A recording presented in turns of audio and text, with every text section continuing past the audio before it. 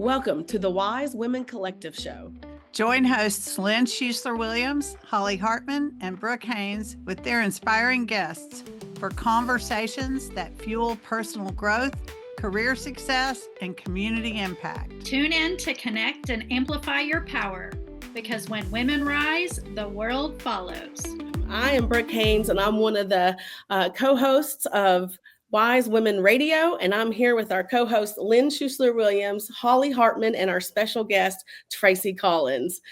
So, Tracie, I am very excited to have this conversation with you. It's a special time. You're a wonderful example of our conversation today that has to do with personal growth and reinvention. But before we get started, can you tell the audience a little bit about yourself, who you are, and how you show up in the world? So my name is Tracie Collins, and the funny thing is I actually hate talking about myself. So refining my elevator pitch has been something that I had to do in my personal growth transition. So I specialize in working with women in leadership to build scalable, sellable businesses.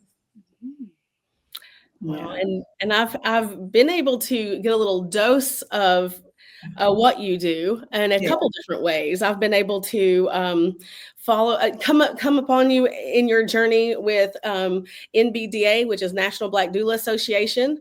And I have seen you transition, grow that, scale that, and now I saw you transition into something totally different and rebrand yourself, and in such a beautiful and inspiring way. And now I'm getting to watch that. So I know one thing's for sure is that anything you say today is going to be something that you have lived and experienced and been a part of.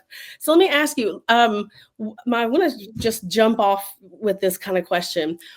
Why reinvention? Like, what is it about reinvention? Why do we have to, when are good times to do it? Why do we do it? Why did you do it?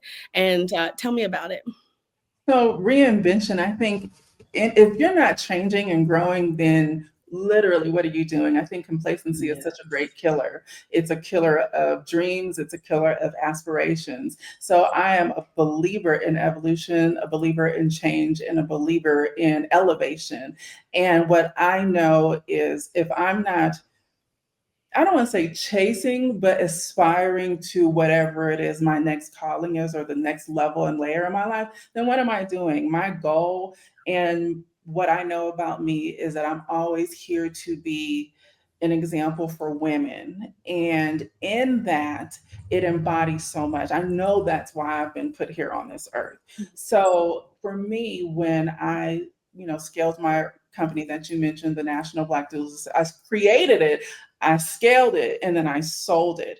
And I knew in that journey that was not for me. And people would hear me say that this was not created for me. I did not create this company for me. And it continues to live on to this day. And it continues to serve the population and demographic that it was designed to serve, which was, again, the purpose of it. But in the reinvention process, and when I sold the company, I knew it was time for me to really focus on what Tracie wanted to do and what Tracie's goals are. And as you know, in the political climate, not to get into politics, but I just did not see my life in the United States. So part of my rebranding is literally moving out of the States. And that journey was, it went from 2022 to almost the end of the third quarter of 2023. And Mexico has been such a healing space for me.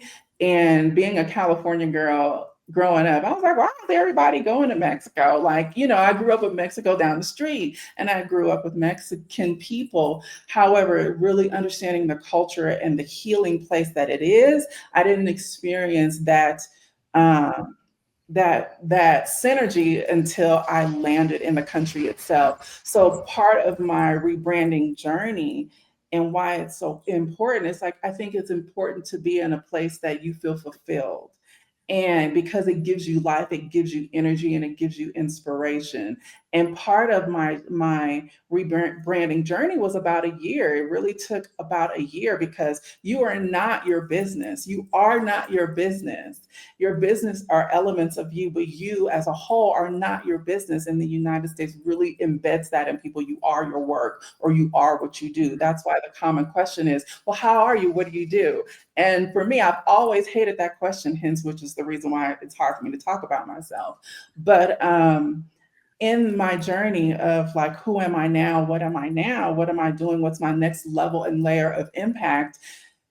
It's like, what I did, no one can take that away from me. What I brought to the table, what I created, that level of leadership that I brought, no one can take that away from me. So now I really enjoy teaching it to other women, how to do it, how to brand yourself, how to rebrand yourself, how to create a vision, bring it to life, and how to be of impact. And I think that is another piece that is important. It's like, how are you impactful? How are you changing somebody else's life? So it was a process. It was not easy.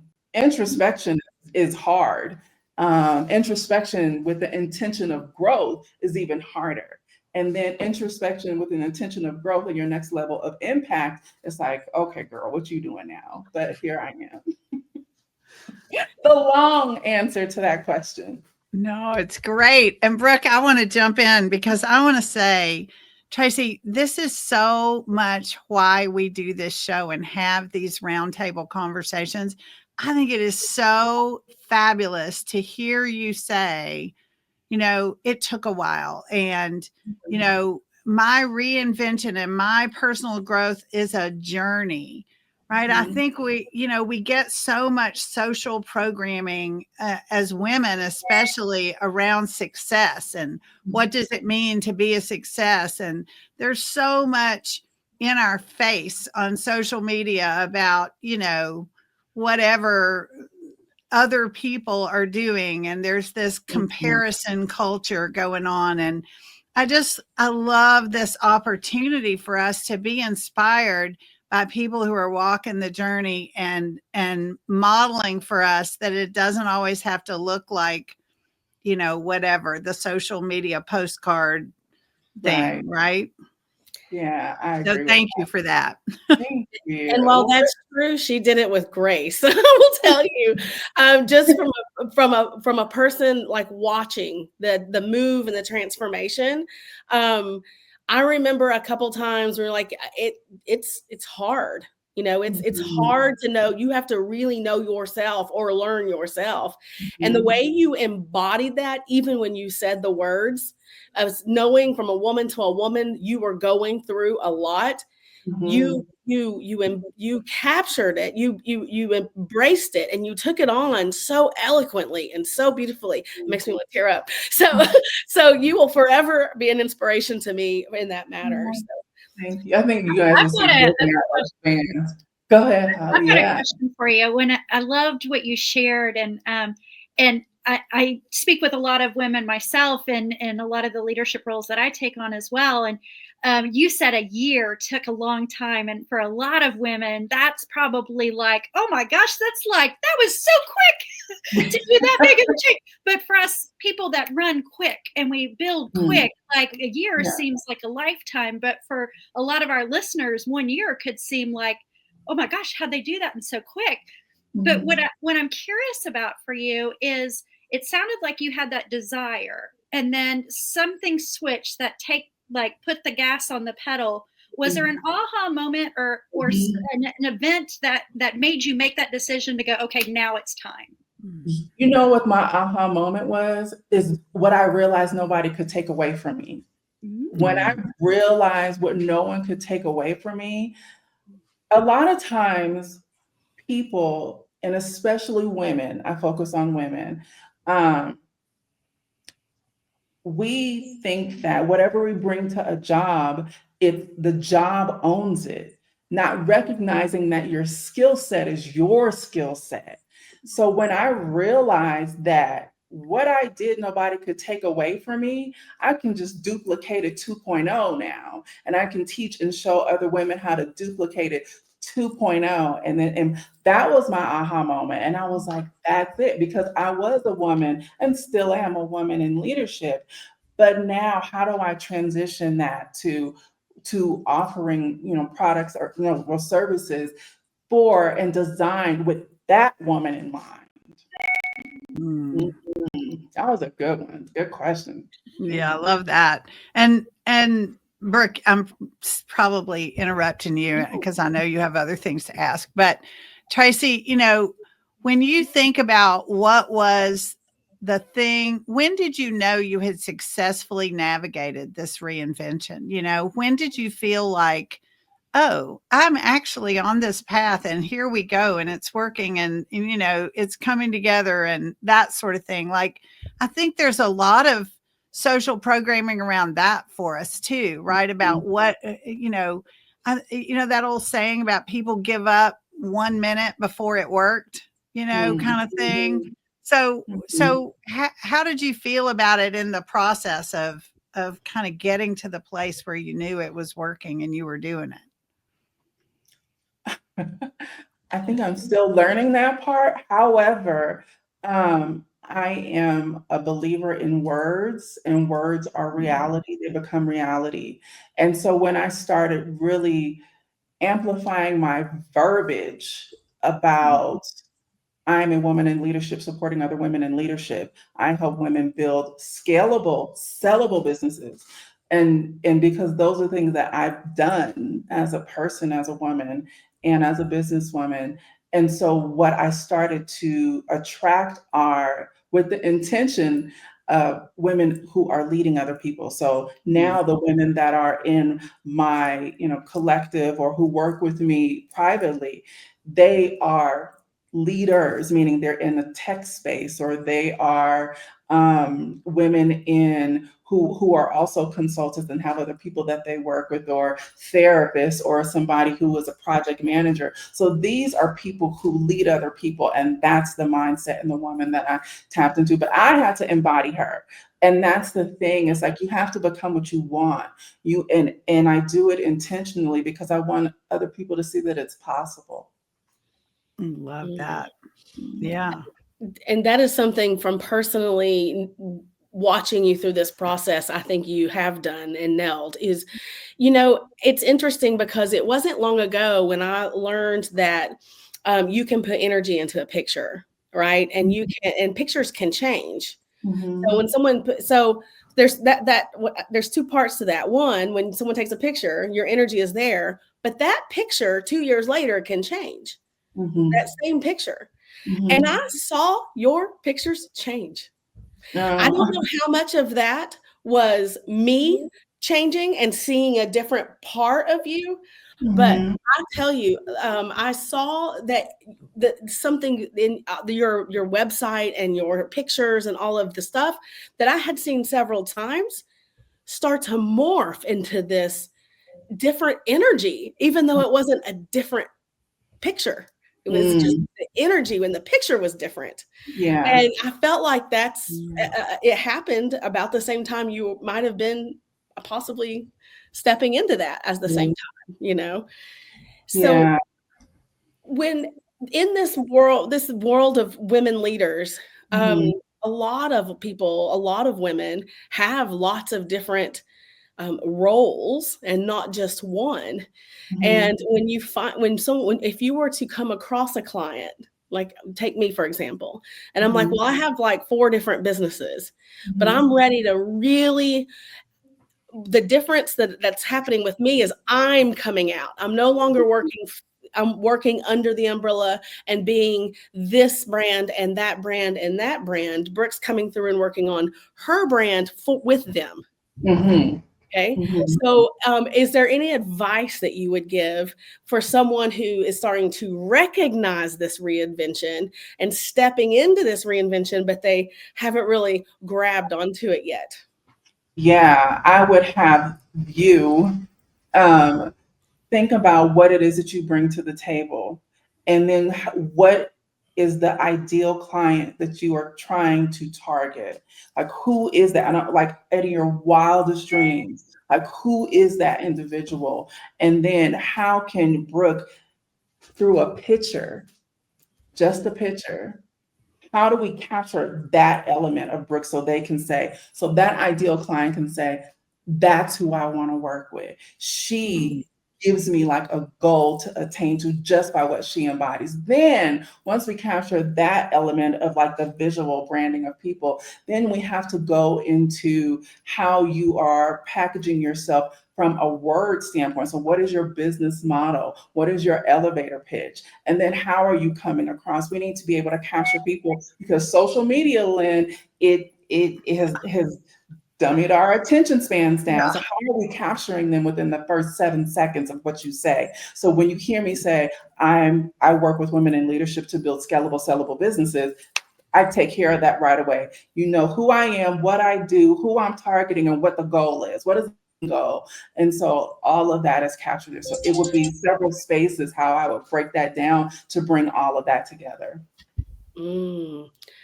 Wow, that I looked for a quick pen and didn't have one near me when you said, who do you embody for that person to say, I want to be that just by the way she embodies it?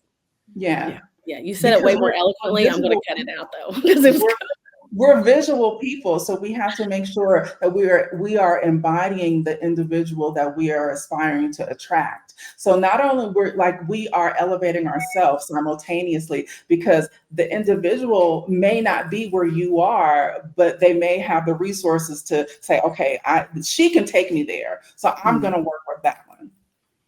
Yeah. I love that. And I want to say, a long time ago at the beginning of my coaching and entrepreneurial career, somebody said to me, be the woman you want to serve. If you want people to show up to your coaching and be excited to work with you and pay in full on time and then you do all those things, right? Yep. And it was the best advice anyone ever gave me. And I really feel like it has served me so much along the journey. And so there are little things like that we can, but women have, again, received messages so consistently about, not receiving praise well. None of us were, when we were 9 years old, right, taught to receive a compliment and taught to be in front of the room necessarily and all that stuff, right? And so, Tracie, I'm wondering, when you work with women who think they're ready to scale their business and they have some sort of self-doubt, or they think, oh, well, she's for somebody way better than me, but not for me, and they've got something special, how do you help them kind of be willing to step into who they are and willing to see the value they're bringing to the world? Because it's my deep belief that when, it's what the Dalai Lama said about Western women are going to save the world. Like we want, and we all are benefited. It's why we're here having a conversation. We're all benefited when women step into their greatness and power. And so, so when you see it and you don't see them seeing it, how do you help them?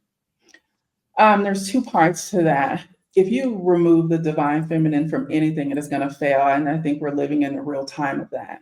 So when a woman embodies who she is and understanding what you are and what the divine feminine is, and walk into that and be unapologetic in it. Like, to me, being a girl is the best thing in the world. Like, I would never. Like, I love everything about that, being a woman and being, feminine and embracing that feminine energy. And the problem with the society that we're in today, the Western society, is that it's perpetually male energy, that masculine energy. It is counterintuitive that everything that you bring to the table as a woman. So you can't, I can be in my masculine mind when I'm in meetings, if I'm conducting myself and I want to get a certain level of outcome, because I have to show up that way. But it doesn't mean that I can't have that feminine essence, complementing, the process throughout the entire time. Now, as far as seeing somebody who hasn't yet stepped into that, I actually just taught a master class on that called embracing, or how to deal with your imposter syndrome, that imposter syndrome. And really, this is why we start by writing down everything that you can imagine that you've accomplished.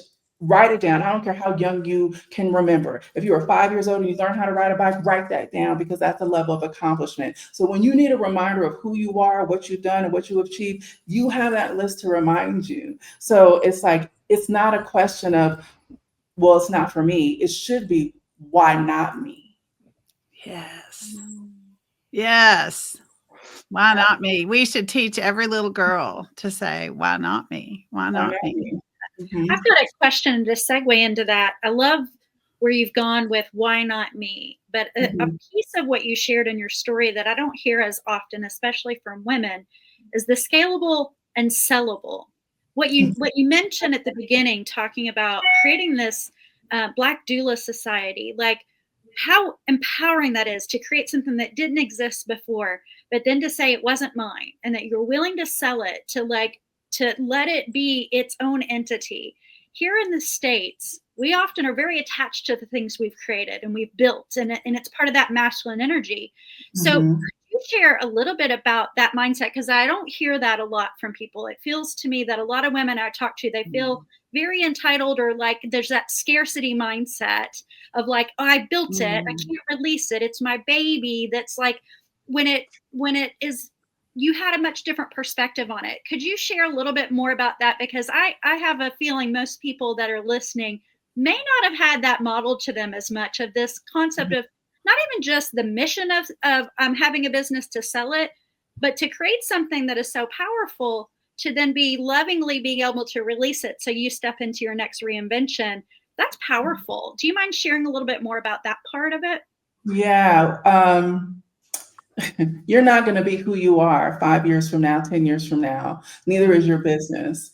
And so you need to be able to create a product or service with the idea of your next level in life, with the idea of, this is not where I'm going to be. I may want to retire. I may want to travel the world. I may want to, I don't know, sit and learn knitting. I don't know, whatever it is, but you need to make room for that new whoever you are. And that is more, honestly, I see more women doing that than men. I see women who are like the mama birds. This is my baby. I've created this. This is my identity. And we do that because, we're natural nurturers. Most women are natural nurturers. But in business, it doesn't work that way. It does not. Business works like you have to be able to remove your personal identity from your business identity. Your business is its own entity. So you have to create your baby, grow your baby up to live and thrive alone, not alone, but without you leading it. And so when we start to take on that mindset, you have to operate as if you are going to sell it and then move backwards in it. And we're so behind when it comes to selling businesses. Women, I mean, just the percentages are wild, because men are taught, like, you do this. This is how it works. You build and you grow and you sell and you monetize and you move on. But women are like, no, this is what I've done. And you can't do that. Your business is its own person. And so you have to create it and structure it to where it can grow and thrive without you. And this is why there's a difference between business branding and then there's personal branding. And oftentimes we combine the two. And that's what makes people think that you are your business. And that's why I started out saying, you're not your business. You're not. One of the biggest game changers when I work with my clients is giving them that question. What is your exit strategy? And the reason why is because it totally changes their mindset. What do you mean by exit strategy? And then that helps them start to pull apart a little bit. Yeah. But I don't, and I watch from there. We don't, I just watch how they help to pull apart from there. I can tell you that I haven't personally been as good with how would I exit as I am working with my clients on how would they exit. Yeah. And so today, you know, I am hearing the message, be the person you want to be. I mean, so far as like, you know, how are you, Brooke, going to peel away from your business next? Because I just keep morphing my businesses, right? I just keep changing them into the next thing. And you know, I think too, this circle right here, this Wise Women Collective show happening at all, is what I would say has been the biggest lesson for me in that, because having collaborations and collaborative partners, I think, is such a powerful way to do that step away, right? You can't hold on tight to something when you bring partners in, when you bring collaborators in, right? And you know, Holly and Brooke and I have all been big proponents of collaboration over competition as a core value of our community. And I think that's a really, for me, that has been one of the best ways, because, you know, when you're a solopreneur, you're so used to do everything yourself and all of that. But, you know, looking at it the way you said, Tracie, as you're not your business. Your business is an entity that has a purpose and a values and something that it is creating in the world that is separate from you, is just so powerful, and gives us all that opportunity to ask the question about, well, what's next? And what is the exit strategy, Brooke? That's a great thing to ask your clients. I love it. Yeah, I specialize in strategy, and I specialize honestly in exit strategy. I've exited a country, I've exited a business, and there's not that many people that have done both successfully. There's just not, especially women who look like me. And so they have to, representation absolutely matters. You know, seeing somebody who has done it before you, but there's steps and processes to get there. It takes an average of 2 years to even position your business to be sold.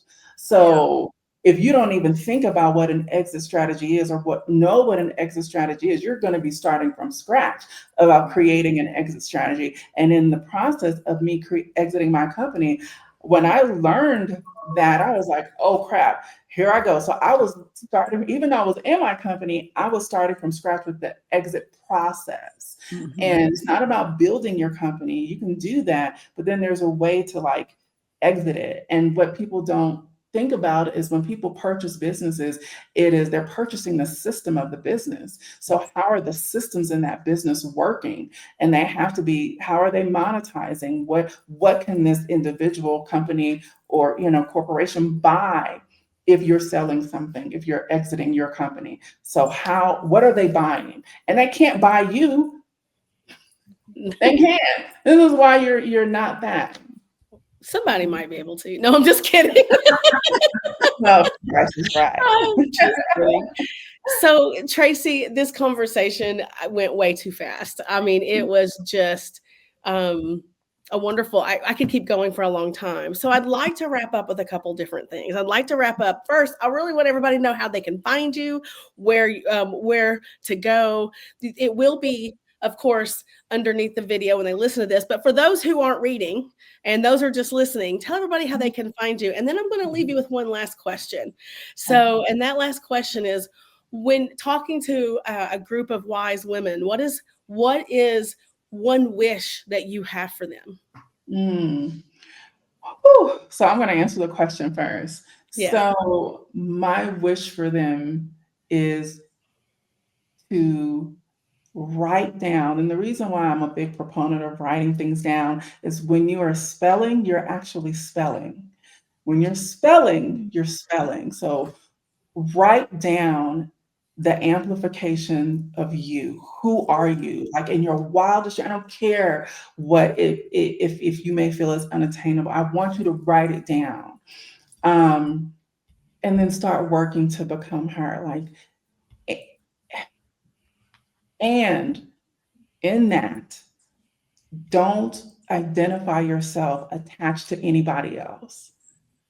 And oftentimes women do that. If you ask a woman, well, who are you? Well, I'm such and such's wife, I'm such and such's mother. That's not who you are. That's just a part of, those are a part of you, but that's not who you are. So really getting into who are you, and without being attached to anything, meaning your job or your career or anybody else, and then write that down 2.0.